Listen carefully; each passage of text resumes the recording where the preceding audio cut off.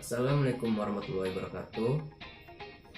Hai semuanya, saya Muhammad Tadi Hamdani, NPM 19731006. Saya dari mahasiswa Teknik Arsitektur UBL. Di sini saya akan mempresentasikan tentang rancangan rumah hunian profesi. Jadi, rumah hunian profesi itu memiliki dua fungsi. Fungsinya itu sebagai rumah tempat tinggal dan sebagai tempat kerja. Jadi langsung kita presentasikan secara langsung aja ya. Jadi yang harus kita ketahui awal mulanya untuk merancang sebuah rumah hunian profesi yaitu info klien. Jadi harus diketahui dulu kliennya ini siapa, datanya apa, dan isi pendataannya. Nah, jadi kita selesaikan. Jadi di sini kita punya info kliennya. Info kliennya itu kita lihat dari data penggunanya, latar belakang, kebutuhan ruang, dan kita akan jelaskan isi data kliennya. Jadi data klien ini yaitu dari namanya, nama kliennya itu Tengku Rafli, usia 20 tahun, seorang atlet lari, hobinya olahraga, jenis kelaminnya laki-laki. Jadi latar belakangnya ini rumah tinggal, berprofesi sebagai atlet lari, didesain selain untuk rumah beraktivitas dalam kehidupan sehari-hari, digunakan untuk tempat olahraga namun dalam satu harian masanya rumah. Maksud dan tujuannya, rumah tinggal didesain sebagai tempat yang nyaman, aman, dan sehat bagi penghuninya. Rumah tinggal didesain juga sebagai area olahraga dan kebugaran bagi seorang atlet lari. Terus dari sisi kebutuhan ruang yang diminta oleh klien itu kamar mandi, ruang makan, musola, garasi, teras rumah, ruang gym, ruang keluarga, ruang tamu, tidur, ruang terbuka, gudang, tempat jemuran, dan carport. Terus yang selanjutnya ada legal aspek yang berisikan tentang luas tanah, DSB, KDB, FTH. Luas tanahnya itu 480, DSB-nya itu setengah lebar jalan plus 1, hitungannya berarti 2 tambah 1 sama dengan 3 meter. Terus KDB-nya itu 480 kali 60% sama dengan 288. LTH-nya itu 10%.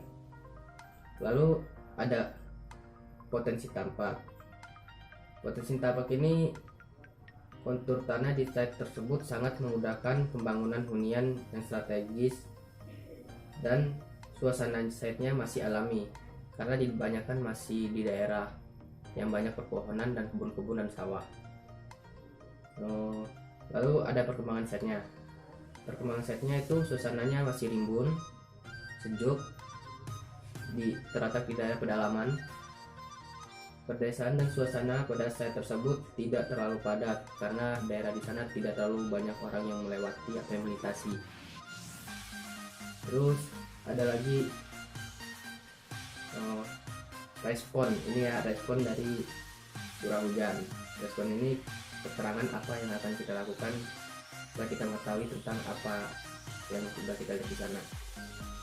Jadi yang kita lihat ini dari responnya itu ada respon curah hujan, yaitu dengan kita membuat drainase air kotor pada bangunan yang berguna agar tidak terjadi banjir bandang pada saat terjadi hujan lebat. Terus ada sinar matahari. Pada pembuatan bangunan ini akan dibuat yang menghadap ke arah timur, yang berguna untuk sinar atau sirkulasi matahari diterima pada pagi hari. Terus ada lagi respon dari aktivitas lingkungan. Pada pagi dan sore hari aktivitasnya lumayan ramai karena dia dikarenakan ada, kalau di sini pagi itu dia ada anak sekolah yang berangkat sekolah. Terus kalau di sore hari itu kebanyakan orang dari pulang sekolah atau orang dari pulang kerja. Kelembaban, ada juga kelembaban pada site tersebut lumayan bagus dan cukup sehingga tidak dapat merusak bangunan tersebut. Nah, responnya itu pada bangunan tersebut wilayah masih banyak terdapat pepohonan timbun yang memiliki kelembaban. Temperatur untuk di Indonesia memiliki iklim tropis yaitu musim kemarau dan musim hujan. Dari dalam set tersebut temperatur Lampung Selatan mencapai 23 Celcius hingga 36 Celcius. Dan temperatur di tempat tersebut ya masih sejuk dikarenakan masih banyak pepohonan. Terus keistimewaan fisik alami.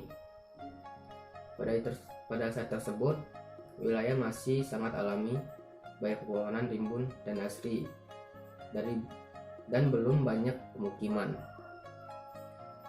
Kalau tadi yang kita sebutkan itu koresponnya, sekarang ini yang sinar mataharinya. Kalau tadi yang kita sebut responnya, jadi sinar matahari ini di saat pagi hari sangat bagus, udara masih segar, cocok untuk berolahraga. Dan di siang hari lumayan cukup padat, dan di sore hari area belakang tapak mendapat sinar matahari yang tidak terlalu panas. Lalu ada aktivitas lingkungan. Aktivitas lingkungan ini aktivitas keseharian dari lingkungan tersebut. Jadi pada saat tersebut menjelaskan di saat pagi hingga sore hari lumayan banyak yang berlalu lalang beraktivitas. Lalu ada curah hujan. Curah hujan di Lampung, terkhususnya bagian Lampung Selatan, memiliki intensitas hujan yang lumayan tinggi dan berlangsung dari bulan Januari hingga Oktober. Legenda yaitu kepadatan lalu lintas. Jadi pada pagi hingga menjelang siang jalanan lumayan ramai, namun tidak terlalu padat dikarenakan masyarakat berada di letak tersebut berada pada dalam memiliki gang. Jadi jalannya itu terdapat pada dalam gang. Lalu pada siang hari jalanan mulai sepi dikarenakan jarang ada aktivitas di sana. Lalu di sore hari lumayan ramai juga karena ya itu tadi kebanyakan orang pulang kerja dan anak-anak pulang sekolah. Dan pada malam hari aktivitas di sana lumayan sepi karena daerahnya udah sepi dan waktunya juga orang di sana aktivitasnya untuk tidur atau menghabiskan waktunya di dalam rumah. Untuk utilitas air bersih atau yang disebut sungai air bersih berasal dari sumur rumah. Terus instalasi air bekas atau limbah dapat diarahkan ke sumur resapan. Instalasi air kotor dapat diarahkan ke septic tank. Terus instalasi listrik bekas dari pemerintah sudah disediakan listrik. Nah, untuk ke legendanya ini, dia awal masuk jalannya dari Gang Melati Suci, lalu masuk lagi lurus, belok lagi ke Gang Melati 6E. Nah, di sini juga ada yang namanya existing. Jadi existing pada lokasi tersebut, pada lingkungan tersebut dekat dengan pada padepokan TKDH, kuburan warung Bilqis Azara yang terletak pada gang tersebut. Jadi jalan-jalanan yang existing pada rumah yang terdekat dari rumah tersebut itu ada yang namanya padepokan, itu padepokan TKDH.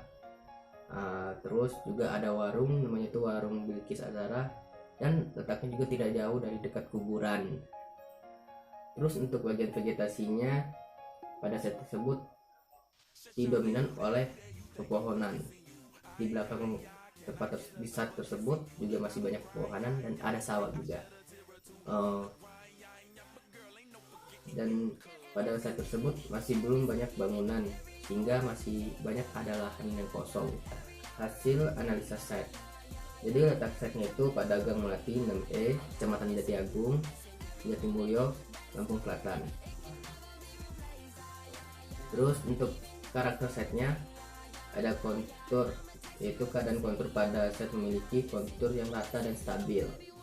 Terus tanahnya itu cukup padat dan tanah pada saat ini berbatu. Nah, jadi seperti ini site-nya, set plan-nya di tempat tersebut seperti ini yang tadi kita lihat di foto tersebut. Lalu ada juga dena. Nah, ini dia denanya.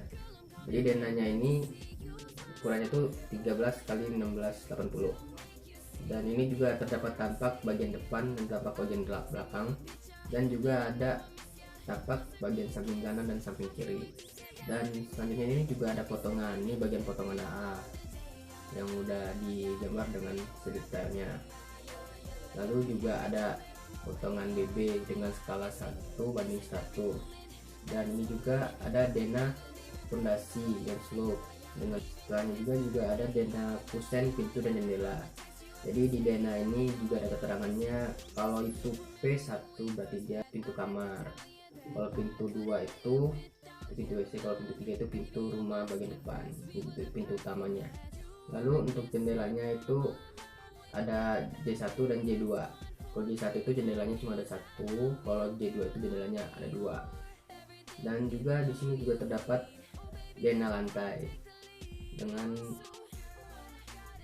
ukuran yang sama.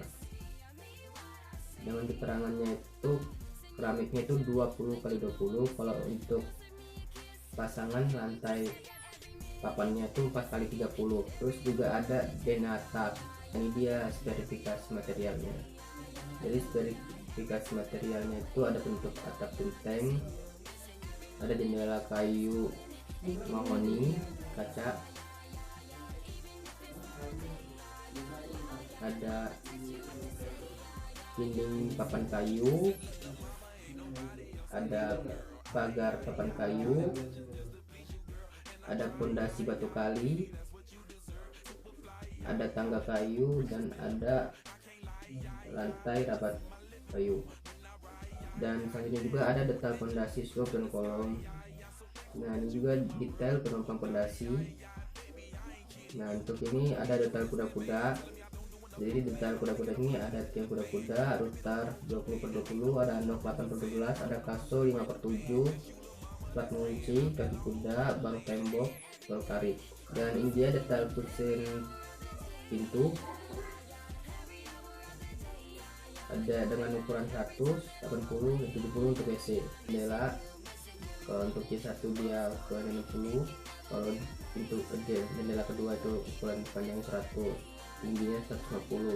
Kita juga beda dengan jendela pertama. Detail penyambung dinding, yaitu ada sambungan papan dinding, proyeksi, sambungan lantai papan, dan proyeksinya juga. Dan ada kolom kayu 15x15, dinding papan 3x30, pengait paku. Nah, itu adalah proyeksi hubungan dinding dan papan dengan tiang. Skalanya 1:10, dan proyeksi hubungan lantai papan dan balok lantai. Saya akan melihatkan paket yang telah saya buat sesuai dengan rancangan hunian profesi ini. Sekian dari saya. Semoga ilmu yang saya sampaikan ini bermanfaat. Jika ada kesalahan itu datangnya dari diri saya, semoga bisa saya perbaiki untuk kedepannya lagi. Wassalamualaikum warahmatullahi wabarakatuh.